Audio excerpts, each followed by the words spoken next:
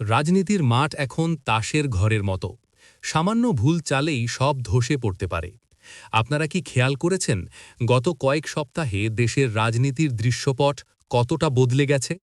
একদিকে বিএনপি তাদের দলের ভেতরের বিদ্রোহী নেতাদের সামলাতে হিমশিম খাচ্ছে, আর ঠিক সেই সুযোগটা কাজে লাগিয়ে অত্যন্ত নীরবে মাঠ গুছিয়ে নিচ্ছে জামায়াতে ইসলামী।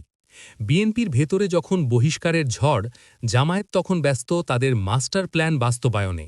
কিন্তু বিএনপির এই দুর্বল মুহূর্তটা কি সত্যি জামায়াতের জন্য আগামী দিনে গেম চেঞ্জার হতে যাচ্ছে? আজকের ভিডিওতে আমরা সেই গোপন সমীকরণই মেলাব। দীর্ঘদিন ক্ষমতার বাইরে থাকা বিএনপির জন্য এখন সবচেয়ে বড় চ্যালেঞ্জ হয়ে দাঁড়িয়েছে দলীয় শৃঙ্খলা। হাইকমান্ড কঠোর অবস্থানে থেকে একের পর এক নেতাকে বহিষ্কার করছে, কিন্তু বিশ্লেষকরা বলছেন নির্বাচনের আগে এই শুদ্ধি অভিযান দলের ভোট ব্যাংকে বড় ফাটল ধরাতে পারে। আর ঠিক এখানেই তৈরি হচ্ছে এক বিশাল শূন্যস্থান।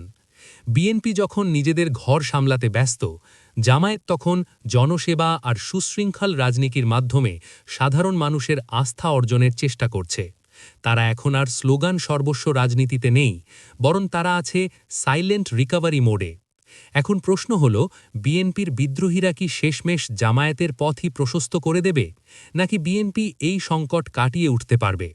রাজনীতিতে শেষ কথা বলে কিছু নেই। আপনার মতামত কি?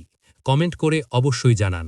আর রাজনীতির এমন সব গভীর বিশ্লেষণ সবার আগে পেতে আমাদের চ্যানেলটি এক্ষুনি সাবস্ক্রাইব করে রাখুন। ধন্যবাদ।